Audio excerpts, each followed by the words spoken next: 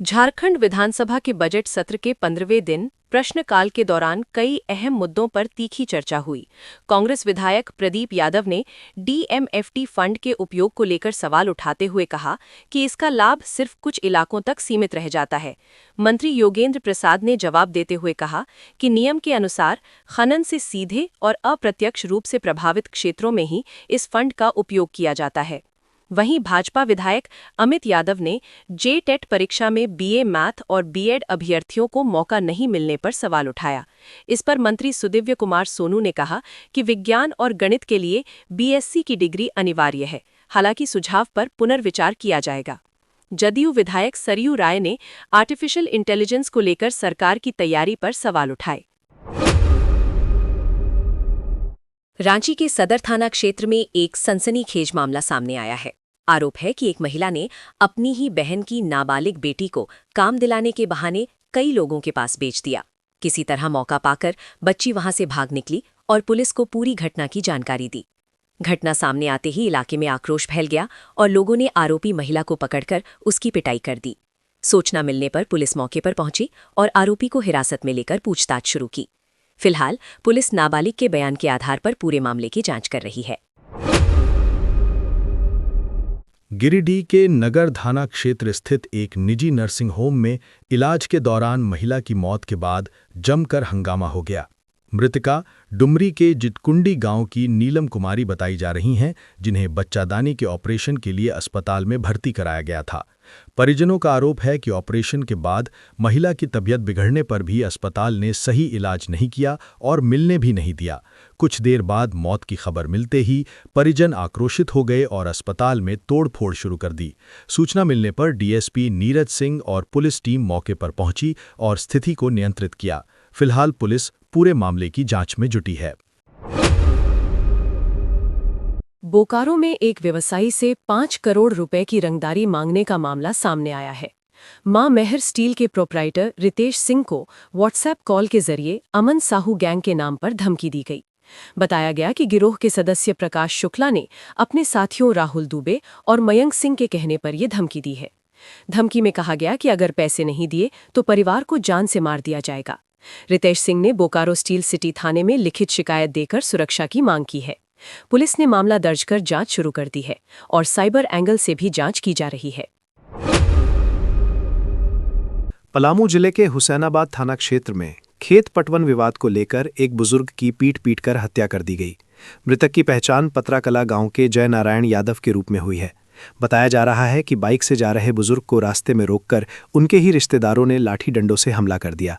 गंभीर हालत में उन्हें अस्पताल ले जाया गया, जहां से रिम्स रेफर किया गया, लेकिन इलाज के दौरान उनकी मौत हो गई। घटना के बाद नाराज परिजनों ने हुसैनाबाद छतरपुर रोड जाम कर दिया। पुलिस अधिकारियों के समझाने के बाद करीब 1 घंटे बाद जाम हटाया गया। झारखंड में शिक्षक बनने की तैयारी कर रहे अभ्यर्थियों के लिए बड़ी खबर सामने आई है। राज्य सरकार जेटेट परीक्षा की नई नियमावली को अंतिम रूप देने की तैयारी कर रही है। जानकारी के अनुसार 31 मार्च तक इसे फाइनल किया जा सकता है और इसके बाद नई व्यवस्था लागू होगी। नए नियमों के तहत परीक्षा के प्रश्नों की कठिनाई का स्तर कम किया जाएगा। कक्षा 1 से 5 के लिए प्रश्न मैट्रिक स्तर और कक्षा 6 से 8 के लिए इंटर स्तर के होंगे। इसके साथ ही पासिंग क्राइटेरिया में भी बदलाव प्रस्तावित है, जिसमें हर विषय में अलग-अलग पास होने की बाध्यता खत्म की जा सकती है। बोकारो के सेक्टर 12 थाना क्षेत्र में मॉर्निंग वॉक पर निकली एक महिला की सड़क हादसे में मौत हो गई। बताया जा रहा है कि सुबह टहलते समय एक अज्ञात वाहन ने उन्हें जोरदार टक्कर मार दी। गंभीर हालत में महिला को अस्पताल ले जाया गया, जहां इलाज के दौरान उनकी मौत हो गई। घटना के बाद गुस्साए लोगों ने नेशनल हाईवे जाम कर दिया, जिससे वाहनों की लंबी कतार लग गई। लोगों ने आरोपी वाहन चालक की गिरफ्तारी और मुआवजे की मांग की। पुलिस मौके पर पहुंचकर लोगों को समझाने का प्रयास कर रही है। दुमका जिले में एक दर्दनाक सड़क हादसे में 2 युवकों की मौके पर ही मौत हो गई। दोनों युवक देवघर से पश्चिम बंगाल के बीरभूम जिले स्थित अपने घर ईद मनाने जा रहे थे। इसी दौरान शिकारीपाड़ा बाजार के पास स्टोन चिप्स लदे हाईवा ने उनकी बाइक को टक्कर मार दी। टक्कर इतनी जबरदस्त थी कि दोनों की मौके पर ही मौत हो गई। घटना के बाद स्थानीय लोगों में भारी आक्रोश फैल गया और कुछ देर के लिए NH 114A जाम कर दिया गया। प्रशासन ने लोगों को समझाकर जाम हटवाया और मुआवजे का आश्वासन दिया।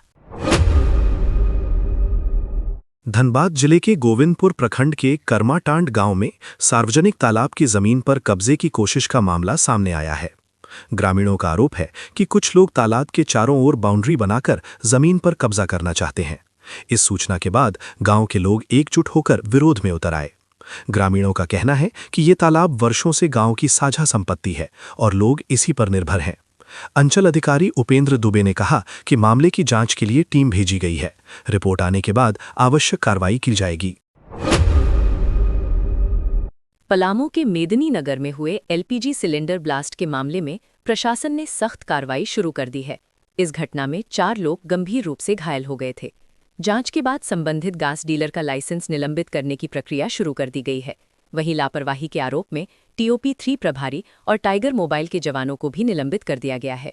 जांच में सामने आया कि घटनास्थल पर बड़ी संख्या में सिलेंडर मौजूद थे। पुलिस पूरे मामले की विस्तृत जांच कर रही है। धनबाद में कुख्यात अपराधी प्रिंस खान के गिरोह के खिलाफ पुलिस ने बड़ी कार्रवाई की है। पुलिस मुठभेड़ में उसके 2 गुर्गों को पैर में गोली लगी है, जबकि एक आरोपी भागने के दौरान घायल हो गया। घायल आरोपियों की पहचान अमन सिंह, विक्की डोम और अफजल अमन के रूप में हुई है। पुलिस के अनुसार सूचना मिलने पर पेट्रोलिंग टीम मौके पर पहुंची थी, तभी अपराधियों ने फायरिंग शुरू कर दी। जवाबी कार्रवाई में पुलिस ने भी गोली चलाई और तीनों पकड़े गए। सभी घायलों को अस्पताल में भर्ती कराया गया है और मामले की जांच जारी है। पलामू जिले के मनातू इलाके में अब बदलाव की नई कहानी लिखी जा रही है।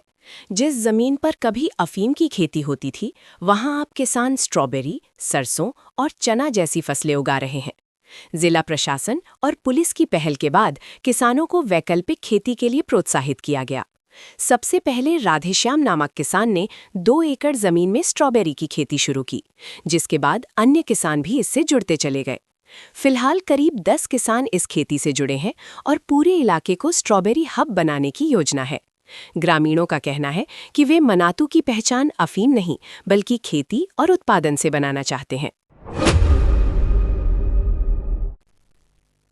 रांची में मारपीट के एक पुराने मामले में पूर्व मंत्री बंधु तिर्की समेत 7 आरोपियों का बयान दर्ज किया गया है।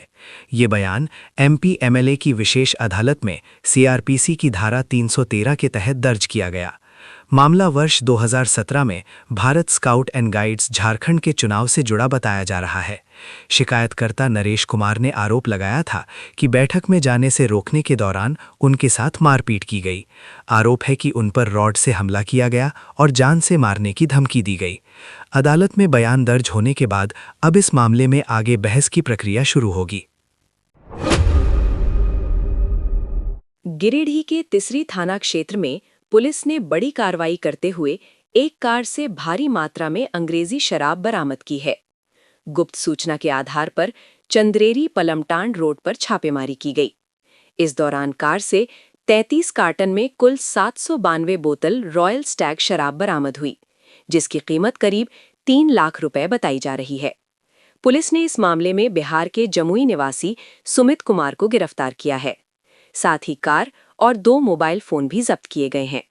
अन्य आरोपियों की तलाश में पुलिस लगातार छापेमारी कर रही है। नीलांबर पीतांबर विश्वविद्यालय भवन के निर्माण को लेकर विधानसभा में सवाल उठाया गया। डाल्टनगंज के भाजपा विधायक आलोक चौरसिया ने आरोप लगाया कि भवन निर्माण की लागत लगातार बढ़ती जा रही है। उन्होंने कहा कि शुरुआत में इसकी लागत 104 करोड़ रुपए थी, जो बढ़कर 147 करोड़ और अब 162 करोड़ तक पहुंच गई है। साथ ही उन्होंने निर्माण कार्य की गुणवत्ता पर भी सवाल खड़े किए। हालांकि मंत्री सुधीव्य कुमार सोनू ने कहा कि जांच में निर्माण में किसी प्रकार की गड़बड़ी सामने नहीं आई है। सरकार ने विश्वविद्यालय भवन में सभी आवश्यक सुविधाएं उपलब्ध कराने का आश्वासन दिया है। झारखंड में मौसम का मिजाज एक बार फिर बदल गया है। मौसम विभाग के अनुसार राज्य के कई हिस्सों में बादल छाने के साथ हल्की से मध्यम बारिश हो सकती है। इसके साथ ही कई जिलों में तेज हवा और वज्रपात की संभावना भी जताई गई है। विभाग ने बताया कि कुछ इलाकों में हवा की रफ्तार 50 से 70 किलोमीटर प्रति घंटे तक पहुंच सकती है। मौसम के इस बदलाव से तापमान में भी 3 से 4 डिग्री तक गिरावट आने का अनुमान है। लोगों को खराब मौसम के दौरान खुले स्थानों से दूर रहने की सलाह दी गई है। धनबाद बोकारो मुख्य मार्ग पर तेलमोचो पुल के पास भीषण सड़क दुर्घटना हो गई। एक 10 चक्का ट्रक और हुंडई क्रेटा कार के बीच जोरदार टक्कर हो गई। हादसा इतना भयानक था कि ट्रक के 2 टायर टूटकर अलग हो गए और कार पूरी तरह क्षतिग्रस्त हो गई। इस दुर्घटना में कार सवार देवेंद्र कुमार की मौके पर ही मौत हो गई, जबकि अजय कुमार तिवारी गंभीर रूप से घायल हो गए। घायल को तुरंत अस्पताल में भर्ती कराया गया है। पुलिस ने मामले की जांच शुरू कर दी है। झारखंड विधानसभा में विधायक जयराम महतो ने जमीन, स्थानीय नीति और कुड़मी समुदाय को अनुसूचित जनजाति का दर्जा देने का मुद्दा उठाया।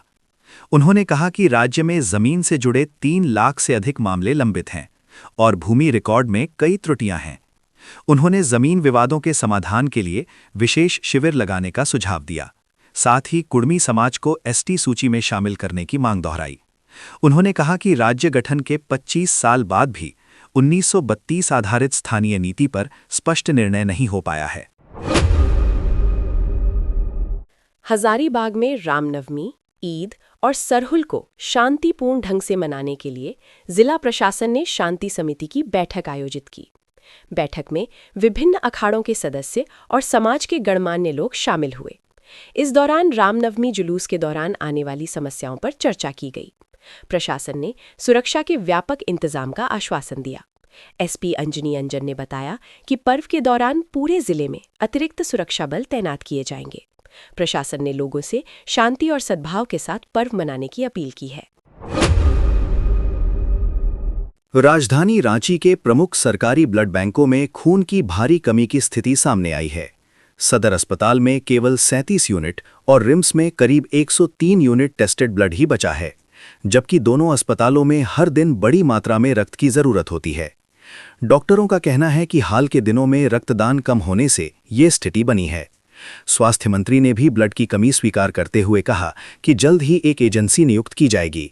ये एजेंसी जरूरत के अनुसार रक्त उपलब्ध कराने की जिम्मेदारी संभालेगी। हजारीबाग के चुरचू प्रखंड की एक महिला किसान ने खेती में नई तकनीक अपनाकर मिसाल पेश की है। उन्होंने अपने घर के पीछे करीब 1000 स्क्वायर फीट जमीन पर व्हाइट नेट हाउस बनाकर स्ट्रॉबेरी की खेती शुरू की। इस तकनीक से पौधों को कीटों से सुरक्षा मिलती है और सूर्य की किरणें छनकर पहुंचती हैं, जिससे पौधों की वृद्धि बेहतर होती है। महिला किसान अब तक इस खेती से लगभग 35 से 40 हजार रुपए की कमाई कर चुकी हैं और फसल अभी भी तैयार हो रही है। नारी ऊर्जा फार्मर प्रोड्यूसर कंपनी ने इस खेती में सहयोग करते हुए पौधे उपलब्ध कराए। विशेषज्ञों का कहना है कि व्हाइट नेट हाउस तकनीक से कम जमीन में भी अच्छी पैदावार संभव है। गिरिडीह नगर निगम में मेयर के बाद अब डिप्टी मेयर पद पर भी झारखंड मुक्ति मोर्चा का कब्जा हो गया है। झामुमो के केंद्रीय समिति सदस्य सुमित कुमार को डिप्टी मेयर पद के लिए निर्विरोध चुन लिया गया। इससे पहले समाहरणालय में मेयर प्रमिला मेहरा और सभी 36 वार्ड पार्षदों को उत्तरी छोटा नागपुर आयुक्त मनोज कुमार ने पद एवं गोपनीयता की शपथ दिलाई। इस मौके पर डीसी रामनिवास यादव और उपनगर आयुक्त स्मिता कुमारी भी मौजूद रहे। मेयर प्रमिला मेहरा ने कहा कि शहर को स्वच्छ, सुंदर और विकसित बनाने के लिए पूरी ईमानदारी से काम किया जाएगा। वहीं डिप्टी मेयर सुमित कुमार ने कहा कि सभी पार्षदों के सहयोग से शहर की तस्वीर बदलने का प्रयास किया जाएगा। गढ़वा में रसोई गैस की कालाबाजारी के खिलाफ प्रशासन ने बड़ी कार्रवाई की है। एसडीएम संजय पांडे के नेतृत्व में हूर गांव में छापेमारी कर 70 एलपीजी सिलेंडरों से लदा एक पिकअप वाहन जब्त किया गया। जब्त सिलेंडरों में 17 भरे हुए और 53 खाली सिलेंडर शामिल है। छापेमारी के दौरान आरोपी व्यक्ति सिलेंडरों से संबंधित कोई वैध दस्तावेज प्रस्तुत नहीं कर सका। इसके बाद प्रशासन ने सभी सिलेंडरों को जब्त कर गैस एजेंसी को सुपुर्द कर दिया। अधिकारियों ने संबंधित व्यक्ति के खिलाफ प्राथमिकी दर्ज कर कानूनी कार्रवाई शुरू कर दी है। बोकारो के गोमिया प्रखंड के जंगलों में लगी आग अब तेजी से लुगुबुरु के घने जंगलों तक फैल रही है। बताया जा रहा है कि महुआ चुनने के दौरान कुछ लोगों ने जंगल में आग लगा दी थी। वन विभाग के अनुसार इस क्षेत्र में करीब 40 हाथियों का झुंड रहता है और आग के कारण वे जंगल छोड़कर रिहायशी इलाकों की ओर आ सकते हैं। डीएफओ संदीप शिंदे ने लोगों से सतर्क रहने और जंगल में आग न लगाने की अपील की है। उन्होंने चेतावनी दी कि आग लगाने वालों के खिलाफ वन अधिनियम के तहत सख्त कार्रवाई की जाएगी। गिरिडीह जिले के बगोदर इलाके में जंगली हाथी के हमले में घायल बुजुर्ग के इलाज के दौरान मौत हो गई। मृतक की पहचान मुनरू पंचायत के गम्हरिया निवासी रोशन मंडल के रूप में हुई है। बताया जा रहा है कि शनिवार को झुंड से भटके एक हाथी ने उन पर हमला कर दिया था, जिससे वे गंभीर रूप से घायल हो गए। प्राथमिक इलाज के बाद उन्हें हजारीबाग सदर अस्पताल रेफर किया गया था, जहां इलाज के दौरान उनकी मौत हो गई। घटना के बाद परिजनों का रो रो कर बुरा हाल है। स्थानीय जनप्रतिनिधियों ने वन विभाग से पीड़ित परिवार को सरकारी मुआवजा और सहायता देने की मांग की है।